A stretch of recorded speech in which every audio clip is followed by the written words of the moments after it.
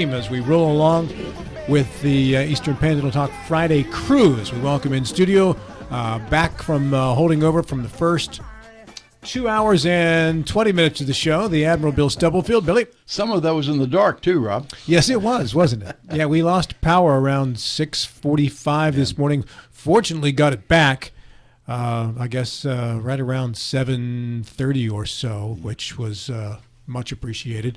Also, Delegate Michael Height. Yes, I joined the candlelight vigil around 7:15 here, and it was quite interesting. Yeah, we sat around and listened to our battery-powered backup, the upspeak, 1,000 times. John Gilstrap is here as well. Johnny. Good morning. Via telephone, Mr. Joseph Joey Toots Ferretti. Glad you got power. Got to keep those ads running. Cha-ching, cha-ching, cha-ching. You know, people ask me, they say, what kind of revenue do you guys get besides ads? And the answer is zero. Yeah. That's it. That's where the revenue comes from. This is an NPR where you get a little subsidy from the feds or the state. This is it. You know, the ads don't play, show goes away. Gloves don't fit, you must have quit. Same thing. Ads don't play, you go away. And they shut the door down, and the bank takes what's owed them, and the rest of us go to the unemployment line. So you know, that's not a bad idea. Between Hornby and Height, you may be able to get a few supplemental dollars from the state. That would be self-serving, and I wouldn't do that, Bill. And I speak for myself. Serving. It's serving. Yeah. John is in for Mike Carl, who is absent on the second Friday of each month here. We will not do intros this morning because of time constraints. The intros I wrote for the show weren't counting on a 20-minute power outage, or actually 40 minutes. That would involve a lot of make goods. But the intros are the best, generic enough that I don't have to write new ones for next week because they apply generically to the election. So you'll get them next Friday. So you're just going to automatically apply Gilstrap's intro to Mike Carl next week? No, because the intros weren't for you guys this week. Okay. The intros were a summation of the election cycle. Will they include Larry, whom you did not introduce this time around? I didn't say Larry's name. Larry, good morning to you, buddy. Great to be here. Wonderful. Finally. Try to move that mic closer to you. So Sorry, I was late. you're not 8 feet away from the microphone. All right, Joe, you lead off the show each week. Do it again. Yeah, let's get right to it. And, of course, I want to focus on North Middle School and the situation there, which is quite alarming. First of all, I applaud you, Rob, and John, Bill, and Mike on the interviews you did yesterday of Michelle Blatt from the State Department of Education and of course, the interview this morning of Melissa Power. Good interviews, insightful, and also alarming in a way. Some thoughts that I have as I've listened to the interviews and read the report from the State Department of Education. And, of course, it was a summary of the report. I don't have the actual report. But the bottom line here is these are my concerns, and I think we all probably are in line here to comment on this, which is all I'm asking for this morning. Number one, we have to be really concerned about the fact that this school has been designated for CSI, Comprehensive Support Improvement, since the 2022-23 school year, and yet things seem to be getting worse. That's alarming. Secondly, the interview, which really kicked all of this off, the April 17th visit by the State Department of Ed, which the school knew was coming. And yet when the Department of Ed folks showed up, they saw chaos. They saw unruly behavior. They saw a lot of activities that were not geared towards education. That is alarming, that you couldn't even get prepared for a visit by the people in Charleston. Secondly, the interviews showed a real lack of communication is taking place here with the school board here locally saying we don't know what's going on. We're being fed information that may be skewed, I think the term was, or may not be accurate or portray accurately what's going on at the school. That's alarming. And the communication between the State Board of Ed and the local administration seems to be lacking to some degree. That needs to be addressed. And finally, my other reaction is this. A parent apparently told somebody from the State Board of Ed that their child receives straight A's but has trouble reading and writing. As a parent, you have to know that is going on in that school. You have to realize that your child is coming home and maybe doesn't have a rigorous homework schedule or is getting great grades but really is struggling reading a newspaper or a book. You have to know that as a parent. So my question is, why isn't there a line of parents outside of these school board meetings or outside of the administration's offices demanding to know what is going on and what's being done to improve the school? Where is that aspect of this problem? Those are the thoughts I've had in listening to the information that we've obtained in the last couple of days. I'm sure other people want to comment on this, and I'm interested in hearing from other folks here on the panel this morning. But, Rob, I'm going to go back to something I've said from the very beginning when we started talking about education and the mix between education and politics. We need a Marshall Plan for public education in West Virginia, not picking around the edges and developing a charter school program that is a parallel system to the public education system, but to my mind does nothing to improve public education. We really need to roll up our sleeves and get to work on this, because we're going to produce a generation of people who don't know anything. And if you think that's going to be for the good for the future of this state, you're delusional. We've got to get these kids educated in a better fashion, and we need to get to work on it now. Well, Larry, you were the last one I said good morning to. You'll be the first one I go to now. I understand, and maybe others here have listened and read, but I understand from some looking around that I did that in North Middle School, the number of long-term subs is in excess of 1/3 of the entire faculty. Now, a substitute teacher is not a certified teacher, or doesn't have to be. A substitute teacher, as I understand the regulations, need only have an associate's degree. That doesn't mean that these aren't hardworking people who are really trying to do their best. But we don't have the qualified people we need in our schools, especially when those schools are underperforming. There needs to be a way that they can bring a surge of highly qualified teachers into a school like that as soon as the numbers get ugly and jump on it. They don't have any way of doing that. One of my questions is, could this finally be an open door to getting locality pay so that our teachers, and in many cases our best teachers, leave this state, go to Hagerstown, and make 30 or 40% more money? And if we can't compete here, I don't know how any of the rest of it's going to get solved. Teachers make students better. That's their job. And if they're underqualified or not certified at all, then the odds are, I'm not talking about any specific person, the odds are that the ability to teach these kids well is going to be lacking. To keep control of the classroom is the first thing you have to be able to do. One of the things we read about was a kid lying down on a long table with 3 kids sitting underneath him in the middle of a regular class. No teaching going on at all. It's a big daycare center, and maybe not a particularly good one at that. So there's a bunch of problems.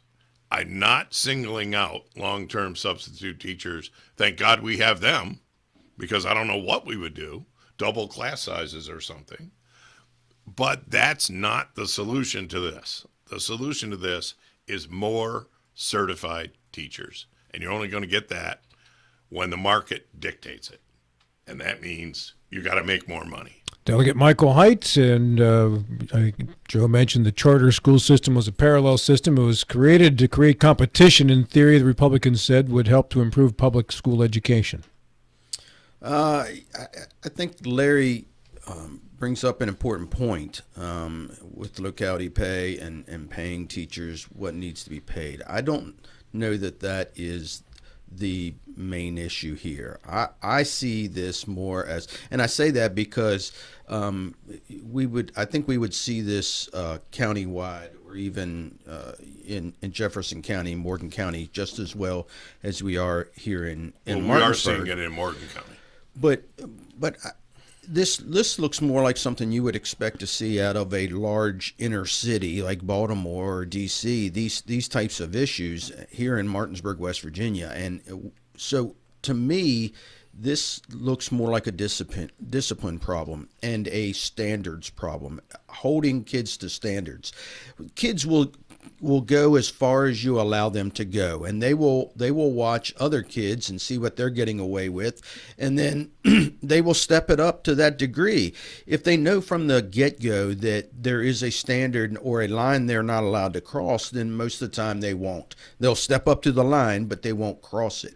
So I wonder if some of this is a discipline issue, and one of those things that we've discussed in the legislature as well, that we believe that there are discipline issues within the school, and how much schools are allowed to discipline and how they're allowed to discipline, how you're allowed to remove disruptive kids from the class, and whether you're allowed to do that. And a lot of those things need to be addressed. I would say there's probably 5 or 6% of the House legislature that are teachers, and they bring these concerns to the legislature all the time and talk about these issues.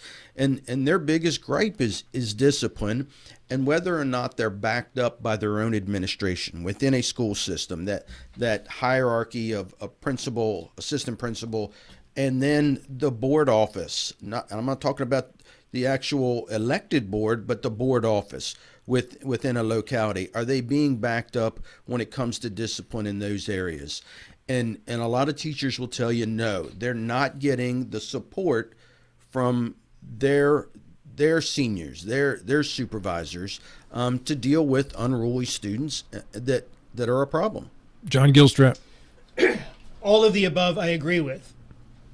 But we've lifted a rock and we've seen a really bad thing. And I think that there's a blessing in that we've finally taken a peek at what I think is a systemic issue in West Virginia. And it's not just North Middle School. It has to be more than North Middle School. When you look at the performance standards, 6% are qualified in math, 24% are qualified in reading. That means the feeder schools have issues. That's not just North Middle School. Whoever is sending students to North Middle School has problems too. And I think that the way the state education system is structured, we've got a constitutional issue and a crisis of imagination. Everybody has a place to hide.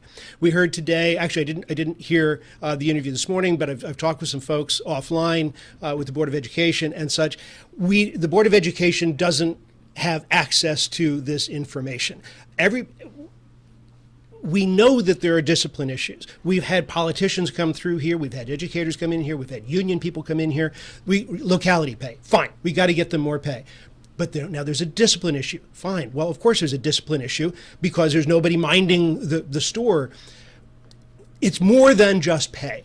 There's a structural thing going on. We're paying millions of dollars cumulatively for all of these superintendents throughout the state. What the hell are they doing? And when we need to tear the system apart and then put it back together again. This is not a quick fix. This is something we're going to live with for the next 5 or 10 years until we figure out what the solution is. But I think this is a warning shot that we've got a very serious problem in the state. Mr. Stubblefield. Yeah, John, you're exactly right, except I take one exception. You say this is a warning shot. We've had several warning shots over the last several years, and we tend to either ignore them or forget about them, one of the two. I think this is a systemic problem. It's demonstrated on the fact that we test last on so many different, on the national level, on so many different levels. I was disturbed by several things, and I'm not going to repeat all the litany of things that we've mentioned now. But the fact that we found out about it from the state level and not a local level. Melissa Powers, I thought, did a great job today in laying on the line, not trying to put up a smoke screen, land on the line. One of the things she said that bothered me is that the local Board of Education does not have access to this database the State Board of Education has. How can we expect our local Board of Education, people that we elect, to go in and make tough decisions if they don't have all the information in front of them? I think all of this kind of centers around, Mike, to a legislative problem. I know Mike Hornby has shown a lot of interest in the education, and you have followed him. I think quite a bit of attention needs to be directed at the education at the legislators' level. And this may very well be our number one project or number one issue when you folks go back into session in January. Well, you mentioned legislature, but we tried to pass an amendment that gave the legislature oversight over the Department of Education, which hands down a lot of these policies. Well, if we have no oversight and we can't do anything about, all we can do is make laws. Mike, and you're exactly right. I think that was a mistake on the part of the voters, but I would ask you and your colleagues not to use as an excuse, to find out and see what you can do and aggressively try to do it. Because John Gilstrap's right on target. We have a systemic problem in our education system in the state. Well, we have tried to make laws. We've even had trouble getting the state Board of Education or Department of Education to enforce the laws that we've passed. They're sort of like their own entity out there with no oversight and no governance. So when John talks about breaking this apart and starting over, let's start there. Let's do away with the Department of Education and bring that under as a government agency that would be handled by the executive branch and have oversight of the legislation. Due to time constraints, I have to not follow up on that. Instead, wrap it up with Joe Ferretti before we go to the break. Joe? Well, I'm just, John Gilstrap's correct. We have a systemic problem, and I think we have to start demanding that our elected officials focus on that. If CRT or transgenderism or the 10 Commandments in the school building is your thing, that's fine. You can spend some time on that. But 90% of the time better be, how are these kids learning anything instead of which bathroom they use? We better start understanding that is the central issue. Are they learning anything? And right now, like John said, the one rock we looked under shows that they aren't. Joe, good stuff to start it off as always. 10:02, the Admiral's on the clock. This is Talk Radio, WNR Martinsburg and TV 10. We are back after these. I served 40 years protecting America, and I deployed from the Middle East to Africa. I never thought I'd see our own homeland invaded. Joe Biden opened our borders to Mexican cartels, Chinese fentanyl, and illegals from all over. We're supposed to be a superpower, and we can't stop an invasion on our own soil? Send a war fighter to Congress. I'll stand with President Trump to finish this wall and take our country back. I'm Chris Walker, and I approve this message. This is West Virginia Secretary of State Mac Warner, and I am a Republican candidate for governor. From the beginning of my campaign, I have focused on the issues that matter most to all West Virginians, and contrary to my opponents, refrained from the ugliness of all the negative ads. When you compare our resumes, you will quickly see that I am the candidate who best has the experience, wisdom, and sophistication to be your governor. I am the proven conservative who will use West Virginia values, faith, and leadership experience to aggressively attack the tough challenges that West Virginia families face every day. I am a veteran, a teacher, a husband, a father, and grandfather. I have lived a life serving others, and my passion and love for West Virginia is why being governor will be the pinnacle of my lifetime of public service. I am Mac Warner, and it has been an honor and privilege to be your Secretary of State. Now I would be honored to have your vote for governor on May 14th. Paid for by Mac Warner for West Virginia. At Dutch Miller Automotive, we've grown quite a bit over the last 60 years, but our core principles remain the same. We believe in treating our customers and our team members like friends and family, and we see it as our obligation to give back to all the communities we are so fortunate to do business in. In just West Virginia alone, we've grown from one location on the west end of Huntington to 10 rooftops employing more than 500 Mountaineers. Check out the inventory from all of our stores at DutchMillerAuto.com. Dutch Miller Automotive Group, West Virginia proud. I pre-planned my funeral to make it easier on my family. They were relieved to know I'll get just what I want. My family actually thanked me for taking matters into my own hands. Turns out having this awkward conversation wasn't awkward at all. Pre-planning is my choice. There are certain things about me my family may not know. Now they won't need to guess. The choices are yours. The peace of mind is theirs. Pre-plan your funeral with Brown Funeral Homes and everything will be taken care of. Find out more online at brownfuneralhomeswv.com. Brown Funeral Homes, here for you. My name is Joe Kinzer, and I'm running for Berkeley County Prosecutor. I've served the people of Berkeley County as an assistant prosecutor for nearly the last decade, and during that time I've established myself as a leader and a tough, fair, and experienced prosecutor. I'm endorsed by the West Virginia Troopers Association and the Deputy Sheriff's Association. Ask around. Those who know... Vote for Joe! Vote for my daddy, Joe Kinzer, for prosecutor. Paid for by Kinzer for Prosecutor Committee.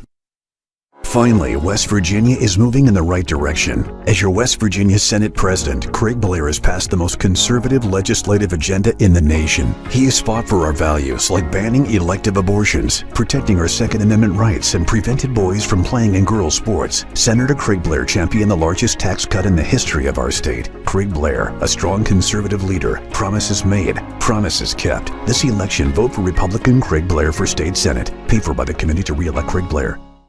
If you or someone you know suffers from the disease of addiction, help is available from the Berkeley County Quick Response Team with peer recovery coaches and support promptly to the homes of those who've recently experienced an overdose. This collective effort towards recovery brings resources and services to the community, including naloxone and treatment options. Call 304-267-1313 or visit the Berkeley County Recovery Resource Center at 800 Emmett Rouse Drive, Martinsburg. The Berkeley County Quick Response Team is funded through a DHHR grant with the Berkeley Morgan County Health Department. Finally, West Virginia is moving in the right direction. As your West Virginia Senate President, Craig Blair has passed the most conservative legislative agenda in the nation. He has fought for our values like banning elective abortions, protecting our Second Amendment rights, and prevented boys from playing in girls' sports. Senator Craig Blair championed the largest tax cut in the history of our state. Craig Blair, a strong conservative leader. Promises made, promises kept. This election, vote for Republican Craig Blair for State Senate. Paid for by the committee to re-elect Craig Blair. Ready to shake up Washington? Listen to pro-Trump conservative Riley Moore. My life has been about hard work. As a welder in an open pit mine, a state treasurer fighting back when Wall Street came after coal. I'm driven by faith and a love for West Virginia. That's why I've always taken on the establishment and stood up for our rights and values. Riley Moore is conservative, God-fearing, and a pro-life, pro-gun, pro-wall, pro-Trump Republican running for Congress. He'll fight for our values in Washington. Riley will help seal the border, crack down on the drug trade, and make things in America again. Listen again to Riley Moore. Look, fighting is hard work. Hard work is how we fight back and win. I'm Riley Moore, candidate for Congress, and I approve this message. Paid for by Moore for West Virginia, Inc. West Virginians need strong conservative leaders we can count on to stand up and fight for our core values and protect our freedom. And Senate President Craig Blair is that conservative fighter. As Senate President, Craig Blair passed the largest tax cut in West Virginia history, putting more money back into the pockets of hardworking West Virginia families. And because of Craig Blair's leadership, West Virginia is one of the most pro-life states in the country. Senator Blair also protected our right to bear arms. That's why he was endorsed by West Virginians for life in the NRA.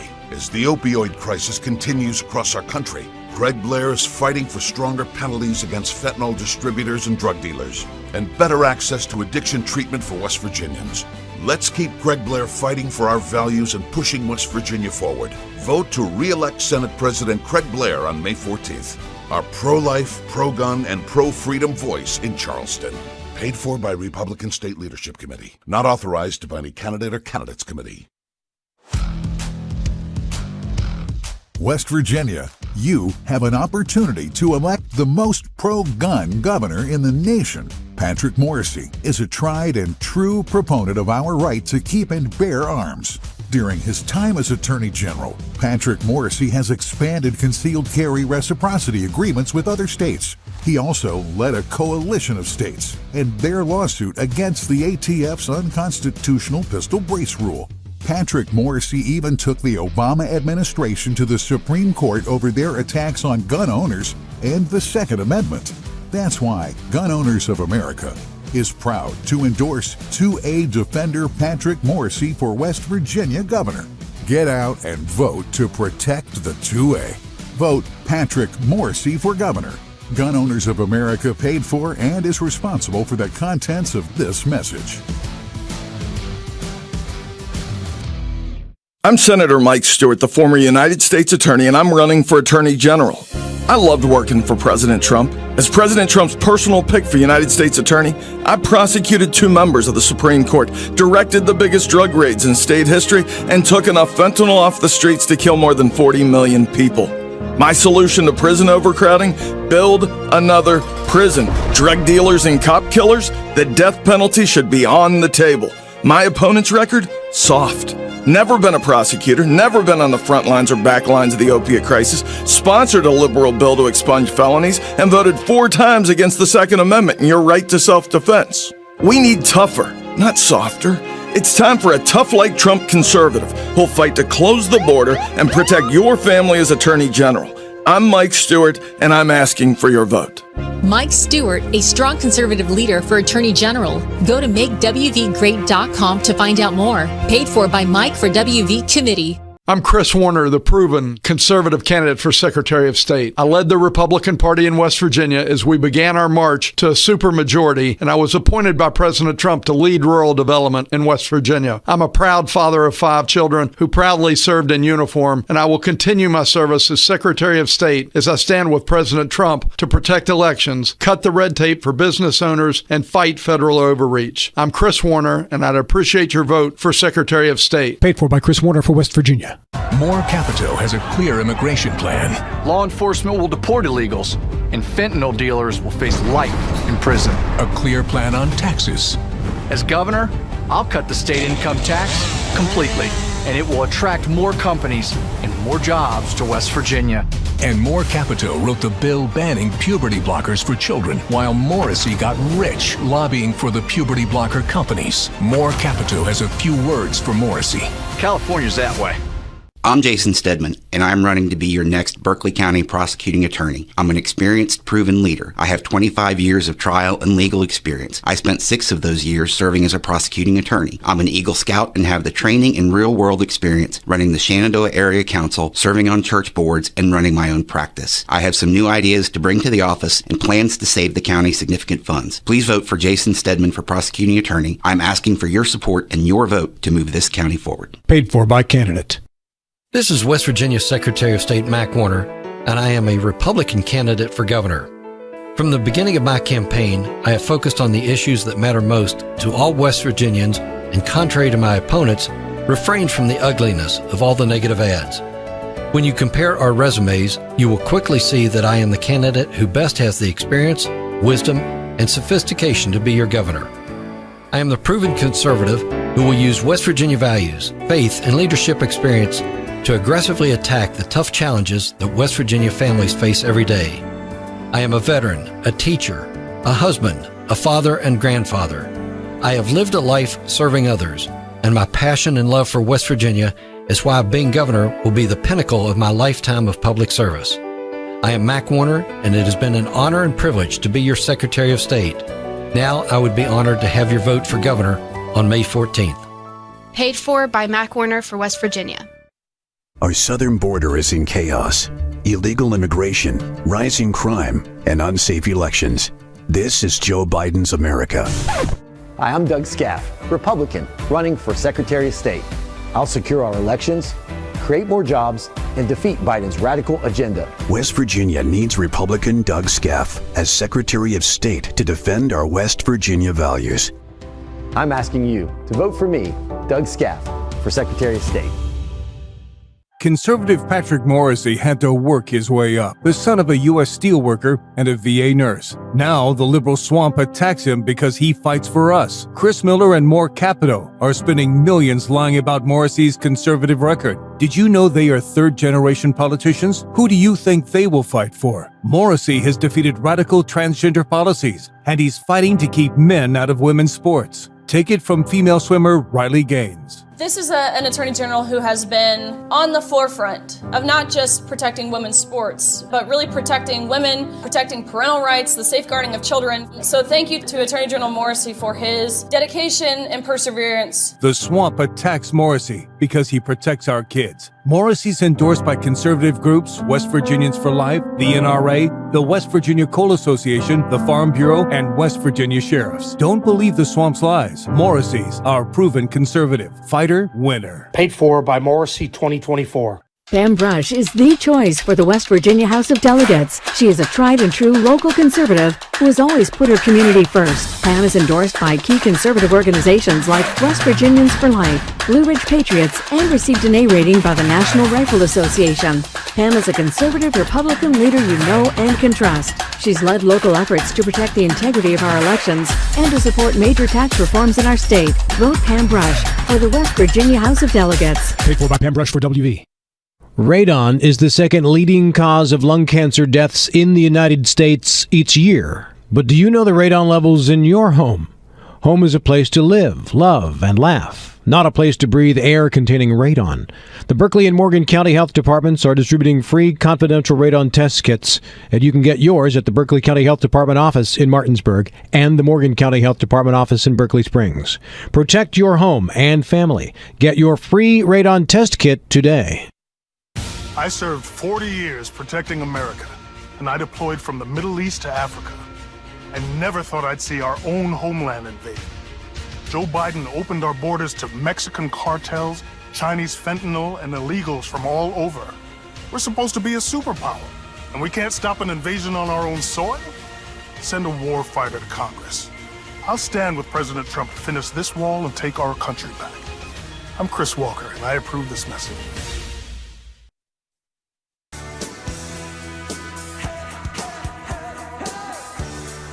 We move on to issue number 2, and for that we go to the Admiral, Bill Stubblefield. Rob, I'd like to talk about the impact of the negative ads, which I think this has been the ugliest campaign I've experienced in West Virginia. But I'm going to go with another one, and that is the 97th, where we have Chris Andrews running against Pam Brush. Not so much the individuals, but the influence of very senior Republican leadership. Roger Henshaw came out with a radio ad for Pam Brush. There's been a positive ad paid for by the Mountaineer Fund, and then there's a negative ad against Chris Andrews by a similar fund, Mountaineer, and I cannot find out who these guys are. But the fact, I think it's unprecedented that the leadership of one party, especially in Charleston, have gotten so much involved in a race as they have this particular race. So the question is this precedented or unprecedented? And if there's any insight to why, I got you. Yeah, Joe, your comments on Mr. Stubblefield's premise? Yeah, Bill, just another byproduct of the fact that we're fast becoming, if we're not already there, a one-party state, and the entire game is in the primary. So what we've seen in the Republican side is factions form, and they get behind their favorite candidate in the primary. We used to not see that. In fact, it was kind of an unwritten rule. I remember you can go back to the Reagan rule, thou shalt not speak ill of another Republican. And that was followed by and large for a long time on both sides. And the Democrats used to have this problem, too, back when they were clearly the party in power in the 70s and 80s. There was a faction between the Southern Democrats in West Virginia and elsewhere in the state. So I think this is just a byproduct of that. But you raise an interesting issue, which I hope the Secretary of State's office is going to do more than just pay lip service to, and that's some of these quasi-political action committees that really don't register like they're supposed to with the state, that somehow become sponsors for some of these negative ads.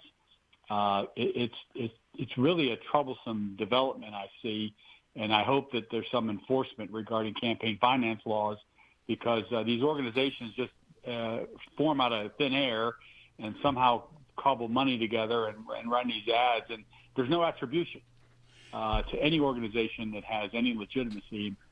I think that's a problem going forward. For clarification, Rob, if I may, my question was, why is Charleston, the leadership in Charleston, Republican Party, getting involved in this local race? Let's That's the talk issue. to Delegate Mike Height, see if he has any inside information. Well, no inside information. I mean, I can only speculate. I'm not part of leadership, so I can only speculate why the Speaker of the House would get involved in this particular race.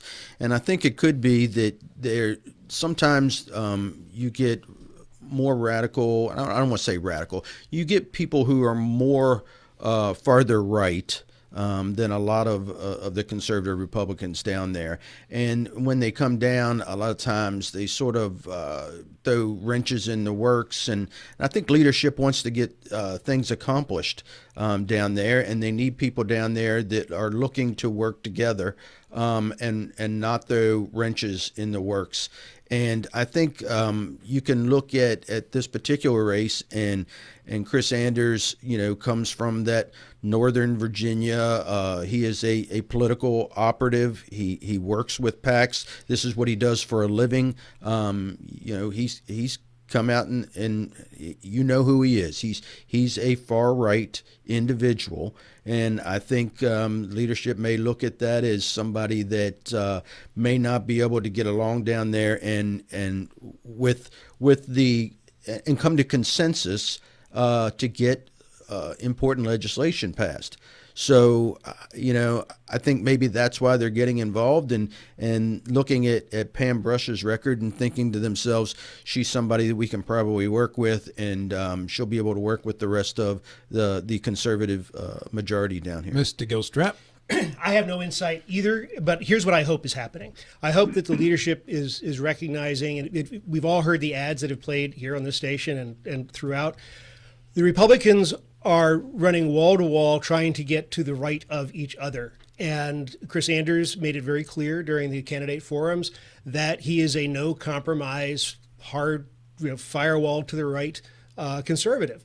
And going back to our previous discussion about education and about locality pay, we're not going to get locality pay unless there is compromise on other things. So if you can't send delegates to Charleston who absolutely will not allow another Forum Energy or absolutely will not vote for Certificate of Need, and then still expect compromise from the delegates from the southern part of the state to then give us locality pay. We need to start courting delegates and senators who are willing to compromise, to bring to the Eastern Panhandle the services and to court the needs of this area through compromise. Mr. Schultz. The more time that a candidate's ads spend on what we've called culture war issues, like chemical castration and boys playing Castorization. I wish you guys would pronounce that correctly. Castorization. The more time they spend on that stuff, the greater the signal is that our legislature will get less done if they are elected than if they are not. And so you may agree with these cultural issues. That's not a reason to vote for somebody, in my view, because it ain't the job of our legislature to fix our culture. Our culture is our culture. And so what we have is what we have. Believe me, if they would just fix things like, it wasn't cultural war problems that caused the trouble at North Middle School. That's not because of a culture war, lack of culture war adoption. The thing that's a greater problem are this specific nuts and bolts of the actual process of educating children.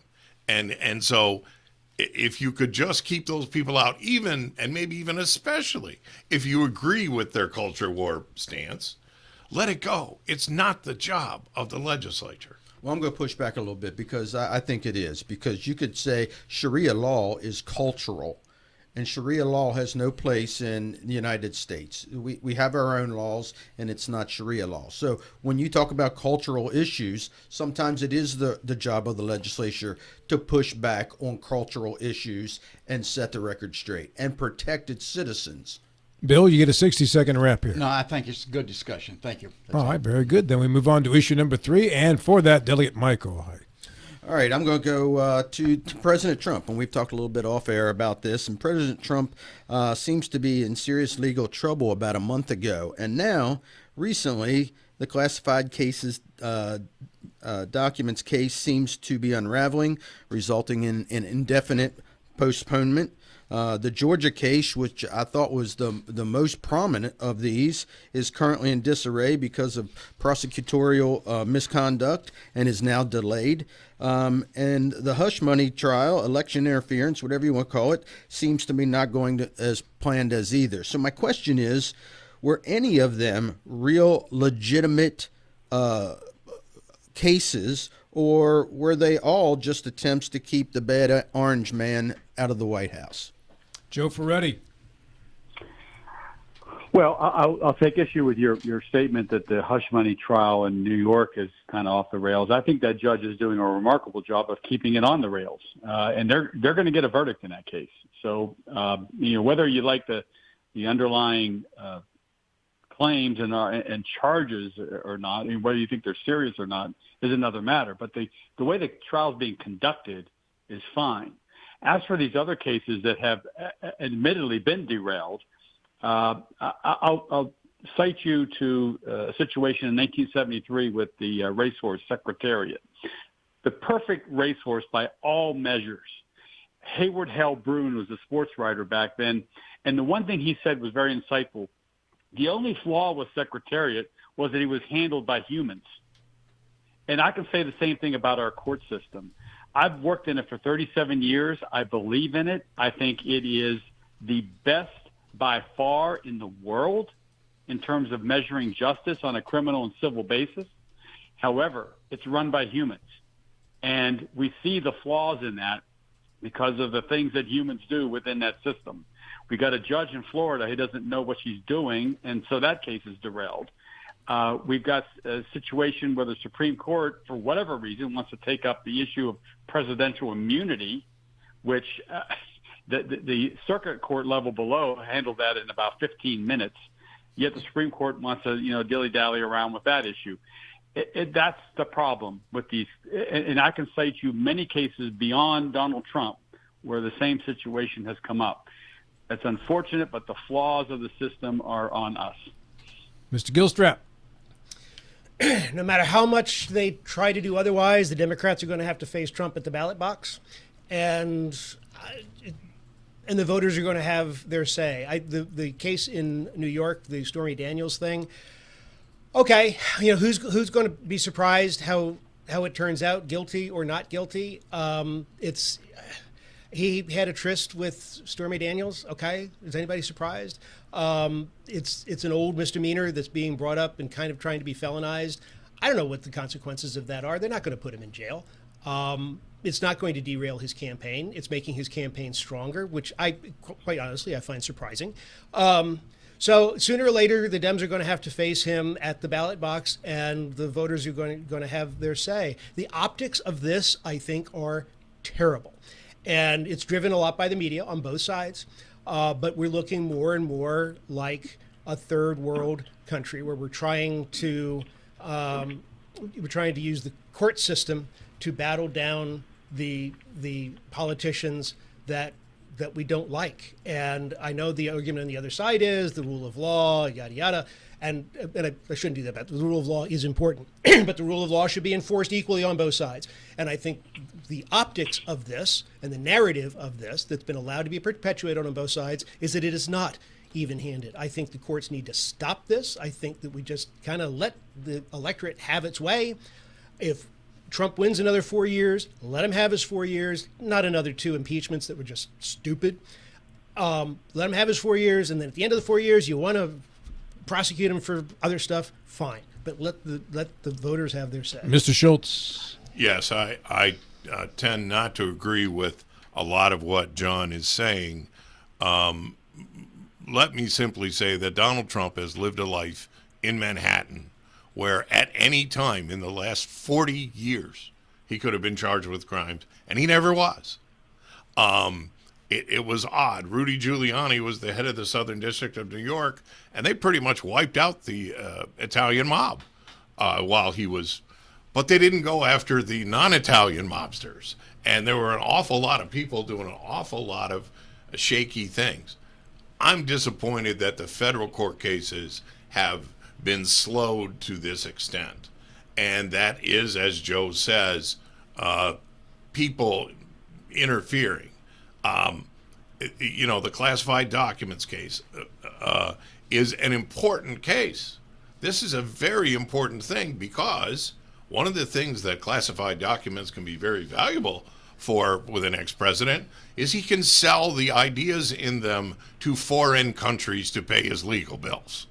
And I'm not so sure we won't someday find out that there was a little bit of that going on. Donald Trump is a person, anything he has in his hands that has value, you could count on him at some point to offer to somebody for sale without regard to what it would do to the United States. So I really want to see these cases go forward.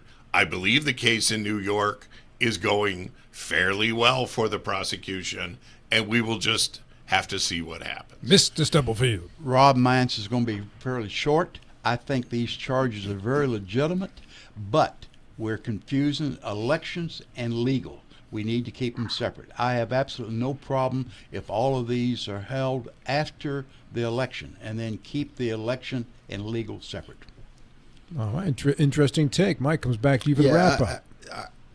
I think that was the point I was trying to make. It seems like all of these particular charges were brought in an effort and in a timely fashion to keep Trump out of the White House, that was their main focus. This one that everybody talks about is going well in New York. We talked about off air. It seems to be the only case I've ever heard of where the prosecutors have not come out and said exactly what he's being tried for yet. And yet it seems like we're just going to let this go on because it's an effort. It doesn't matter what the end result is. It's tying him up in court and making him look bad was the whole purpose of the trial to begin with. And I see that with a lot of these trials. And we talked about the classified documents case. We had the same issue with President Biden. There was an investigation. They decided not to prosecute, not because he didn't break the laws, but because he's a forgetful old man. Well, that seems to me like it's a double standard. So that's what I have a problem with. There was a Trump-appointed prosecutor in charge of the Hunter Biden investigation. Believe me, if that Trump-appointed prosecutor had felt that he had something to go on, he would have gone. I'm not talking about Hunter Biden. I'm talking about Joe Biden and classified documents. Right, yeah. Hey, we are ready for the break here, and we get back. Larry Schultz is on the clock with issue number 4. This segment brought to you by Larry DeMarco and Company at Century 21 Modern Realty Results. Clap for the Wolfman. He gon' reach your record. I served 40 years protecting America, and I deployed from the Middle East to Africa.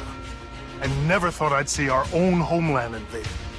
Joe Biden opened our borders to Mexican cartels, Chinese fentanyl, and illegals from all over. We're supposed to be a superpower, and we can't stop an invasion on our own soil? Send a war fighter to Congress. I'll stand with President Trump to finish this wall and take our country back. I'm Chris Walker, and I approve this message. I'm Chris Warner, the proven conservative candidate for Secretary of State. I led the Republican Party in West Virginia as we began our march to a supermajority, and I was appointed by President Trump to lead rural development in West Virginia. I'm a proud father of 5 children who proudly served in uniform, and I will continue my service as Secretary of State as I stand with President Trump to protect elections, cut the red tape for business owners, and fight federal overreach. I'm Chris Warner, and I'd appreciate your vote for Secretary of State. Paid for by Chris Warner for West Virginia. Principled, proven, local. Republican Wayne Clark has a record of supporting policies important to Jefferson County. Delegate Clark is endorsed by West Virginians for Life, West Virginia Citizens Defense League, West Virginia's oil and gas industry, West Virginia's coal industry, West Virginia Farm Bureau, and many more. Wayne Clark has consistently supported our state's fossil fuel industry and America's energy independence. Vote to re-elect Republican Wayne Clark for the House of Delegates. Paid for by Clark for WV. Are you at risk for a heart attack or stroke? WVU Medicine would like to remind you it's important to recognize the signs and symptoms so you can seek medical attention fast. The acronym FAST stands for F, face drooping, A, arm weakness, S, speech difficulty, and T, time to call 911. If you are having a stroke, get medical attention right away. Immediate treatment may decrease the risk of disability and prevent death. This important message is brought to you by WVU Medicine. Insurance companies like to play games. They say they're on your side, but they aren't. We have a team that can handle any curveball they throw. At Burke, Schultz, Harmon, and Jenkinson, you get a dedicated lawyer, and every case gets a team effort. So you get nearly 150 combined years of experience going to bat for you. And we like to win. Join the team that takes your personal injury case seriously. Burke, Schultz, Harmon, and Jenkinson. We play hardball. Finally, West Virginia is moving in the right direction. As your West Virginia Senate President, Craig Blair has passed the most conservative legislative agenda in the nation. He has fought for our values like banning elective abortions, protecting our Second Amendment rights, and prevented boys from playing in girls' sports. Senator Craig Blair championed the largest tax cut in the history of our state. Craig Blair, a strong conservative leader. Promises made, promises kept. This election, vote for Republican Craig Blair for State Senate. Paid for by the committee to re-elect Craig Blair. One of the questions lawyers get asked the most is, what is my case worth? I'm Stephen Skinner, and this is my brother Andrew with Skinner Accident and Injury Lawyers. The truth is, it's very difficult for a lawyer to pinpoint a number because every case is different. We get to know each situation and we'll give you an idea of what your case is worth and why. The sooner we get involved, the better we can do getting you the compensation you deserve. Google Skinner Lawyers or go to skinnerwins.com. We'll treat you like family. Ready to shake up Washington? Listen to pro-Trump conservative Riley Moore. My life has been about hard work. As a welder in an open pit mine, a state treasure, fighting back when Wall Street came after coal. I'm driven by faith and a love for West Virginia. That's why I've always taken on the establishment and stood up for our rights and values. Riley Moore is conservative, God-fearing, and a pro-life, pro-gun, pro-wall, pro-Trump Republican running for Congress. He'll fight for our values in Washington. Riley will help seal the border, crack down on the drug trade, and make things in America again. Listen again to Riley Moore. Look, fighting is hard work. Hard work is how we fight back and win. I'm Riley Moore, candidate for Congress, and I approve this message. Paid for by Moore for West Virginia, Inc. Welcome to CMA's Honda of Winchester, where you can drive an award-winning lineup of new and certified pre-owned Hondas, Accords, Civics, CRVs, HRVs, and more at CMA's Honda of Winchester. Owners just care more. Welcome to CMA's Honda of Winchester, where you can drive an award-winning lineup of new and certified pre-owned Hondas, Accords, Civics, CRVs, HRVs, and more at CMA's Honda of Winchester. Owners just care more. Is your skin dry or breaking out? Are your muscles sore and tight? Then take a few hours or even a whole day to refresh yourself, recover, and rejuvenate at Personal Reflection Day Spa, located at 102 Hovatter Drive in Inwood. Personal Reflection Day Spa is an award-winning spa for 15 consecutive years. The friendly, experienced staff will give you the treatment you deserve from the minute you walk in the door. Book your appointment by calling 304-821-1333 or online at personalreflectiondayspa.com. Tom Willis is the only Senate candidate in District 15 with a conservative plan to put America first. He's committed to securing our borders, defending our constitutional rights, and cutting taxes while eliminating wasteful spending. Tom Willis will be a strong leader who will stand against woke policies in West Virginia. It's time to support a candidate who stands with President Trump to keep America on the right track. Vote for Tom Willis on Tuesday, May 14th, and let's keep America first. Paid for by Stand For Us PAC, not authorized by any candidate or candidates committee. StandForUs.com. Hello, my name is Roy Ramey, and I'm running for Commissioner of Agriculture. I'm a Christian, a family man, a small regenerative farmer, and I served our country for 33 years in the Army, retiring as a lieutenant colonel. We've had an extreme loss of farms due to heavy regulations, which is unsustainable. The current administration has failed to fix the problem over 8 years, while we've lost over 1,100 farms. I will change that direction, cut regulations and food costs to grow farming in West Virginia. I'm Roy Ramey, and I'm asking for your vote as your next Commissioner of Agriculture. Paid for by candidate. The Palace Lounge in Martinsburg is the place to be. Join us every night to relax and enjoy football or basketball games featuring either the Martinsburg Bulldogs, Shepherd University Rams, or West Virginia Mountaineers. We will have steak night every Wednesday, shrimp nights every Thursday, and now taco and margarita nights every Tuesday. You can find us on Facebook or call 304-267-7520. The Palace Lounge is located at 1350 Edwin Miller Boulevard in Martinsburg. Alex Mooney is from Maryland, and he votes like it. In Congress, Maryland Mooney voted against giving our troops a pay raise, and he opposed providing wounded veterans with better health care. It gets worse. Maryland Mooney wanted to give illegal immigrants driver's licenses and taxpayer-funded college tuition discounts. And he voted against Trump's wall, stiffing veterans to give taxpayer benefits to illegal immigrants. Maryland Mooney doesn't share our West Virginia values.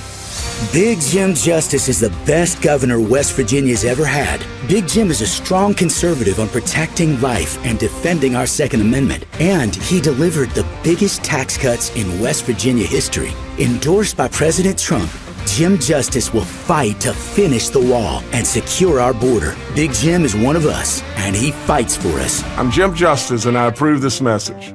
Paid for by Jim Justice for U.S. Senate.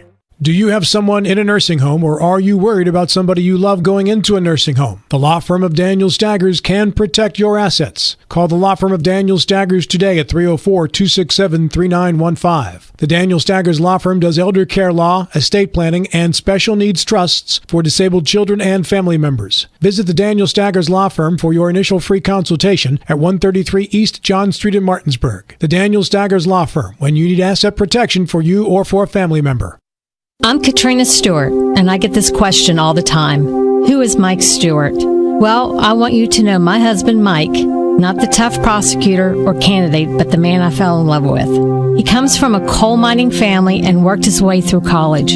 He paid every dime of that tuition. He's been at my side for 30 plus years, and he works harder than anyone I've ever known. He's a great dad to our two amazing daughters, Isabella and Audrey, and our family is everything to him.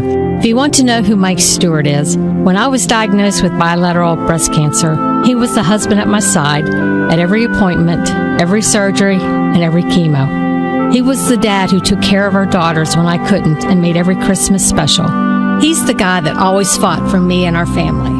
That's the Mike Stewart I know. And that's the Mike Stewart you'll get as Attorney General. Mike Stewart, a strong conservative leader for Attorney General. Go to MakeWVGreat.com to find out more. Paid for by Mike for WV Committee. We had extra shots that were about to expire. I called a friend. I'm out here at the base, and I've got some extra, vaccines for COVID that I need to get into people's arms before they expire. And why not wait a year or two until everybody else goes through and serves as the guinea pig? Don't be a guinea pig for Willis. Vote Mike Folk for State Senate. He puts your health first. Paid for by the committee to elect Michael Folk.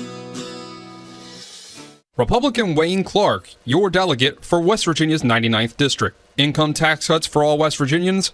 Wayne delivered. School choice for kids and families? Wayne delivered. Protecting our kids from online predators? Wayne delivered. Republican Wayne Clark has worked to pass some of the most conservative policies in our state, protecting the rights of the unborn and our Second Amendment rights, bringing good-paying jobs for West Virginians. Vote to re-elect Wayne Clark in the Republican primary on May 14th. Paid for by Wayne Clark for West Virginia. More Capito has a clear immigration plan. Law enforcement will deport illegals, and fentanyl dealers will face life in prison. A clear plan on taxes. As governor, I'll cut the state income tax completely, and it will attract more companies and more jobs to West Virginia. And More Capito wrote the bill banning puberty blockers for children, while Morrissey got rich lobbying for the puberty blocker companies. More Capito has a few words for Morrissey. California's that way.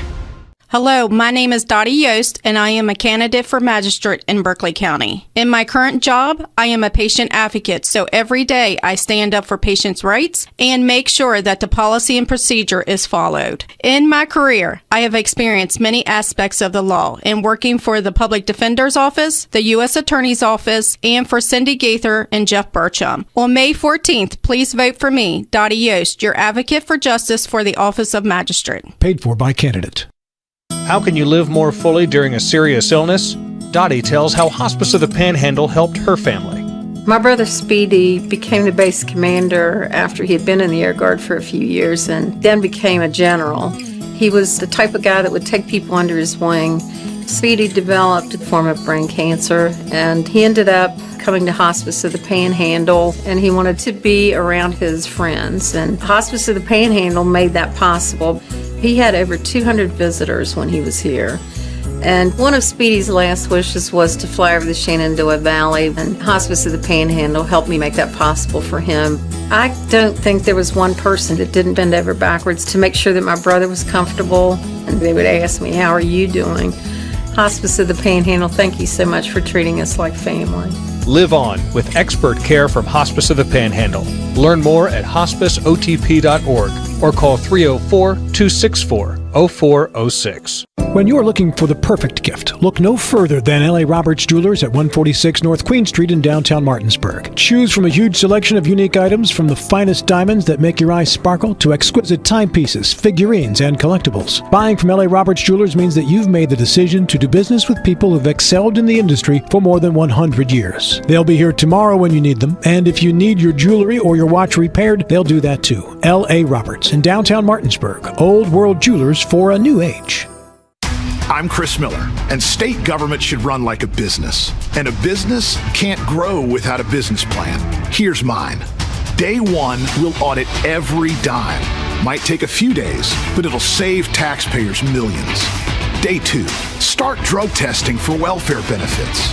Day three, get lawmakers in a room without lobbyists and tell them, get rid of the income tax, like Florida, Texas, and Tennessee, to unleash West Virginia's economy. I'm Chris Miller. Politicians slow us down. That's why we need term limits and a businessman outsider ready to take on the establishment in both parties. Morrissey, Mack, and More Capito are just more of the same. I'm Chris Miller, and I'm your guy if you want different. I'm a pro-Trump conservative businessman and political outsider. I can't be bought. And if you elect me governor, I'll take on the insiders so government works for you. Paid for by Miller for Governor. I served 40 years protecting America, and I deployed from the Middle East to Africa. I never thought I'd see our own homeland invaded. Joe Biden opened our borders to Mexican cartels, Chinese fentanyl, and illegals from all over. We're supposed to be a superpower, and we can't stop an invasion on our own soil? Send a war fighter to Congress. I'll stand with President Trump to finish this wall and take our country back. I'm Chris Walker, and I approve this message. All right, on to issue number 4, and for that we go to Mr. Lawrence Schultz. Yes, as the sordid, scummy history of Donald Trump permanently soiled the American presidency, my point is this. The question that comes it's up... It's not a subtle point. Yeah, the question that comes up is, well, look, all these trials are getting delayed, and all these federal court trials have been delayed now. And if he is elected, those trials, including any associated sale or delivery of classified documents to our enemies, are going to go away. He's going to appoint an attorney general who will be under orders to dismiss those cases. So, if he is reelected, then of course there's not going to be a question anymore. It will permanently damage the American presidency because the things he's already told us he's going to do will damage our country, perhaps irretrievably.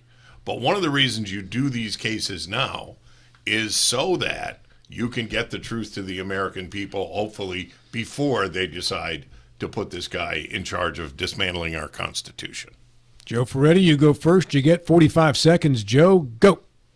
Yeah, I think the classified documents case, I know everybody wants to talk about Joe Biden, but he and Pence did a mea culpa and turned the stuff over. They didn't tell people to lie about it. They didn't try to hide documents. They didn't dare the government to come get them like Trump did. So there's a qualitative difference there to those situations. And I think that case, it's a shame, but really deserves to go forward because I think the country needs to know the truth about how he handled his nation's secrets. Mike Height, 45 seconds, go. Yeah, I see things totally different there. I see the FBI coming in and treating him terribly different than they did with the Biden issue. I see them, there's evidence coming out now that the photos that we all saw back then were doctored and that the classified cover sheets were put there by the FBI before they took the pictures. This whole case looks just as bad as the other two cases to me and looks like nothing more than a reason to keep him out of the White House. You came in 15 seconds under budget. All right, Mr. Gilstrap, go. This all looks like the federal law enforcement apparatus has been weaponized against Donald Trump and against conservatives in general. Whether it has or not, I don't know. It goes back to the optics. But that's what it looks like. What has been permanently damaged by all of this, I think, is the trust of the American people in the institutions of the United States. Now, in terms of the damage to the presidency, look, did FDR permanently damage the presidency in the United States, or did he permanently help the United States? 50% of the public will argue one way or the other. They'll argue that with Bill Clinton. They'll argue that with Ronald Reagan. That's what the presidency is all about. It's about advancing the cause of the country in the direction that the president wants to take it. And some will think that it's ruinous, others will not. Mr. Stubblefield. A frightening aspect of our society is how we're so split. Recent polls said that 70% of the Democrats feel that the Republicans are going to destroy our democracy. The flip is said by the Republicans. 70% say the Democrats will destroy our democracy. I hope they're both wrong. Speed round concludes with Larry. 30 seconds to wrap it up. Ronald Reagan never told us the sorts of things that he was going to do that Donald Trump has talked about doing. Ronald Reagan certainly never said he was going to be a dictator, even for a day. There's a real danger here with this guy, that he will take steps that no president ever even attempted to take. FDR never overrode the Justice Department to keep himself from being prosecuted. Donald Trump will do that day one. Issue number 5, Mr. Gilstrap, 1 minute to set it up. Well, I just wanted to say, we talked about this during the break, but I've decided in the next election cycle, I am going to run for office, and my stance, my platform is going to be about the physical castration of gender-confused children. We've talked so much about the chemical castration of gender-confused minors. Why not just go for it? It seems to be a big issue in West Virginia. So let's, is this entirely inappropriate? No, I don't think so. Oh, wait. It's a campaign issue. Wait, that was a parody. Just in case there was any doubt. Let me clear this that up. was a parody. Under the Gilstrap plan, are these children going to be given any kind of sedation before the surgery is taking place? It depends. I Which part of their I know. I've opened this door now. I guess I got to close it. But that I'm really not going to stand for any of those things. How much time do we have? We've got a couple of minutes. It was brought up on the show a couple of days ago about whether or not we should weaponize the southern border, and not about randomly shooting people as they come across, but should we have any kind of orders of battle or engagement, rules of engagement that will ultimately allow Border Patrol or perhaps soldiers in the right opportunity to actually open fire on miscreants as they cross the border under certain circumstances, not unarmed or whatever. But if they're coming across the border and they do not stop, should we have the opportunity to open fire? All right, Mr. Schultz. In a word, probably not. Here we are in West Virginia on the cusp of an important election, and I've heard an awful lot of talk about the border. Nobody is coming from Mexico to move to West Virginia. I'm sorry, they're not. And there's a chance, depending on what happens with things like our schools, that there will be a long line of West Virginians trying to cross the Rio Grande the other way so that they can move to Mexico and have better schools. Look, this is just not a West Virginia issue. I don't know why on earth we would spend our time talking about it. For those of you who have hung around through the commercials to the bitter end, I think you've gotten a couple of good cherries there, Mr. Height. So, no, we should not be sending troops to the border to shoot people coming across. All we have to do is go back to the Trump administration policies and have remain in Mexico and deport the ones that are coming across and secure the border. We didn't have this mass exodus into the United States back when we had the Trump administration. It's gotten out of hand. President Biden could have stopped this day one. He chose to allow this. It's a whole lot easier than sending troops to the border. Mr. Ferretti. The number of people attempting to cross the border illegally and the number of apprehensions are now, in the last 6 months, the numbers are going in favor of the Biden administration. They are apprehending even more people than before, and the number of people crossing illegally is going down. So somebody's making progress here. More progress could have been made with a bipartisan bill crafted by a leading Republican senator, but no one wanted to give that the time of day.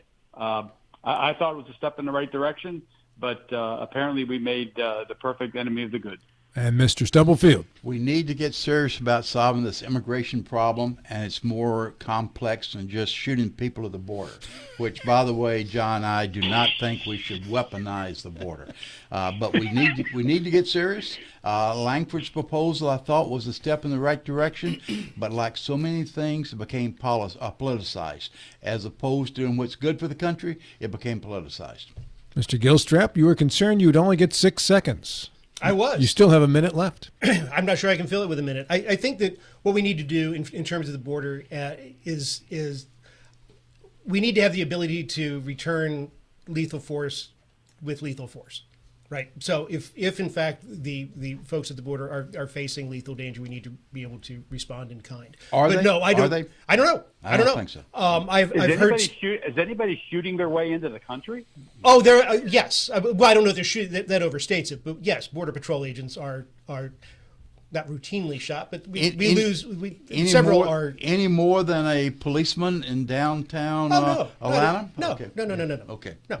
But and I don't know what the rules of engagement are. This came up in the show a couple of days ago, so I don't know what the rules of engagement are. But if they do not include, if we have to wait till somebody comes across the border to return fire, then that would be a problem, because shooting across the border is kind of an act of war. So I don't know what that is. I would grant you that. If there was somebody coming across the border and shooting, then return fire should be expected. But I don't think that's happening. But that wasn't what exactly was proposed earlier on the show this week. Oh, no. That was, the quote was, military-aged men crossing the border. Yeah. Run, Forrest. Run, Forrest, run. There you go. Final thoughts, 8 seconds apiece after these. Jump and shout. And the world wanna know. The WVU Heart and Vascular Institute is pleased to announce that thoracic surgery with Dr. Shalini Reddy is now available in Martinsburg at WVU Medicine Berkeley Medical Center. Dr. Reddy has practiced thoracic surgery in the region for over 8 years and offers robotic laparoscopic surgeries for the lungs, esophagus, and more. For more information about thoracic surgery in Martinsburg, check us out online at mywvuheart.com. Sick of career politicians fattening their own wallets? I am too. This is Tom Willis. I'm running for West Virginia State Senate. I'm a U.S. Army Special Forces Green Beret, constitutional conservative, local business owner, and Christian family man. I'm pro-life, pro-gun, and pro-your West Virginia family values. Unlike my opponent, Duty Day Craig Blair, I will never vote for the chemical castration of gender-confused minors or to give $290 million of your taxpayer dollars to a woke Green New Deal DEI form energy company. Together, we can win. Please vote for me, Tom Willis, on May 14th. Paid for by friends of Tom Willis. Crooked Craig Blair has been in office for 20 years. That's 20 years to deliver on a promise of prosperity for West Virginians. 20 years later, and these are the facts. 47th in education, 47th in economic growth, and dead last in healthcare. Promises not delivered in 20 years are no longer promises. They're lies. I'm Mike Folk, Republican candidate for State Senate. On May 14th, vote for real change. It's time to folk things up in Charleston. Let's drain the swamp. Paid for by the Committee to Elect Mike Folk, not Craig Blair's special interests. Hi, this is Roger Hanshaw, Speaker of the West Virginia House of Delegates, encouraging everyone in Berkeley County to vote for Pam Brush for House of Delegates. Pam is dedicated to improving Berkeley County and being a voice for West Virginia's Eastern Panhandle in our state legislature. In a time with tremendous opportunity like we have today, it's important that we send leaders like Pam Brush to the House of Delegates to be the right voice for Berkeley County. Remember to vote for Pam Brush to send a strong champion for Berkeley County on House District 97 to Charleston. Paid for by Mountaineer Majority Fund, not authorized by any candidate or candidates committee. Final thoughts, 8 seconds apiece. We start on the phone with Joe Ferretti. I want to wish my mother and all those mothers out there a great Mother's Day. I think Joe just said all those mothers out there. Larry Schultz. I listened to a song on the way in today. It's good advice for all of us. Be a single-wide dreamer in a double-wide world. Mr. Stubblefield. Yeah, thanks to everybody that's staying with us today. It's been a long day, a lot of commercials. Mr. Gilstrap. Everybody go out and vote for people who are willing to compromise. Mr. Height. May 14th. It's all over, guys. Last day of early voting is tomorrow, by the way. It's 11 o'clock, sorry. This is Talk Radio, WRR Martinsburg and TV 10. We'll talk to you again on Monday.